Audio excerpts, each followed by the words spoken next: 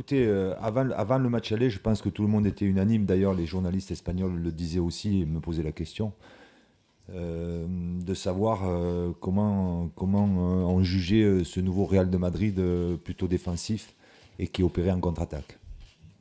Alors, où ils n'ont pas bien regardé jouer le Real de Madrid, c'est un début de saison, parce que là, sur le match aller, ça a été totalement le contraire. Ils ont prouvé qu'en maîtrise technique, ils avaient le niveau technique pour maîtriser le ballon. Ils ont été meilleurs dans ce domaine-là que nous.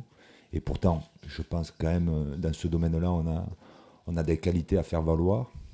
Et puis, ils ont gardé bien sûr cette rapidité, parce qu'ils ont des joueurs très, très, très, très rapides, avec une intensité de sprint énorme. C'est pour ça que je pense que quand on voit courir les garçons du Real de Madrid, on dit qu'ils mettent plus d'intensité que ceux du Paris Saint-Germain. Non, c'est qu'ils sont plus rapides, tout simplement.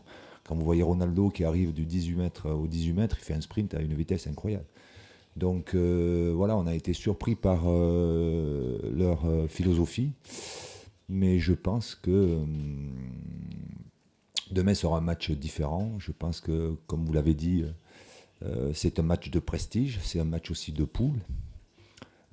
Ça marquera certainement les esprits. Là, j'anticipe sur les questions que vous allez me poser parce que je sais qu'il y en a une ou un qui va poser la question et ça serait une victoire de prestige. Oui, c'est un match de prestige, une victoire de prestige au Real de Madrid, c'est toujours une belle victoire à savourer, mais ça donne aucune garantie d'être dans les demi-finales, dans les quarts de finale ou en finale de Champions League. L'année dernière, nous avons battu Barcelone, qui est aussi une référence européenne, et malheureusement pour nous, ça ne nous a pas garanti d'être en demi-finale à Champions League.